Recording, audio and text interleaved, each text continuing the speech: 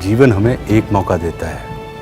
इसलिए जब भी सही कॉलेज चुनने का समय आए तो सिर्फ मंगलायतन यूनिवर्सिटी आपके बेहतरीन भविष्य और सर्वांगीण विकास के लिए।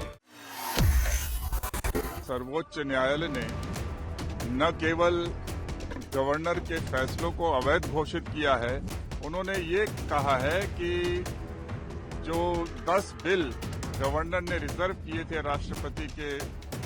विचारार्थ, वो सभी बिल्स को अब गवर्नर की सैंक्शन, गवर्नर की मंजूरी प्राप्त मानी जाएगी। उन्होंने ये कहा है कि गवर्नर जो है वो एक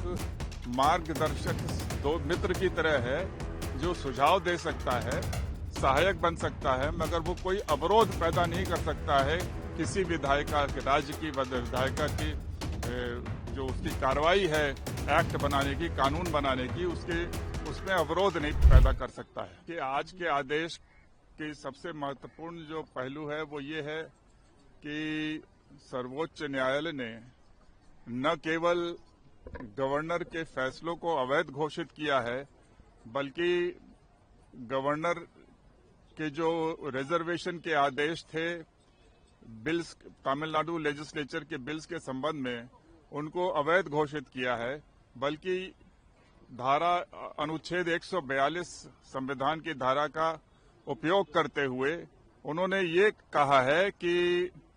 जो 10 बिल गवर्नर ने रिजर्व किए थे राष्ट्रपति के विचारार्थ, वो सभी बिल्स को अब गवर्नर की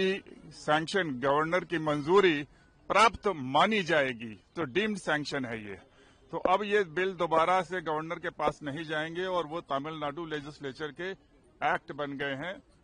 इसलिए वो फाइनल है, अब वो वहां पर लागू हो जाएंगे स्वतः। ये सबसे महत्वपूर्ण पक्ष था। दूसरा जो महत्वपूर्ण पहलू है वो ये कि उन्होंने ये कहा है कि गवर्नर जो है वो एक मार्गदर्शक दो मित्र की तरह है, जो सुझाव दे सकता है, सहायक बन सकता है, मगर वो कोई अवरोध पैदा नहीं कर सकता है किसी विधायिका के राज्य की विधायिका की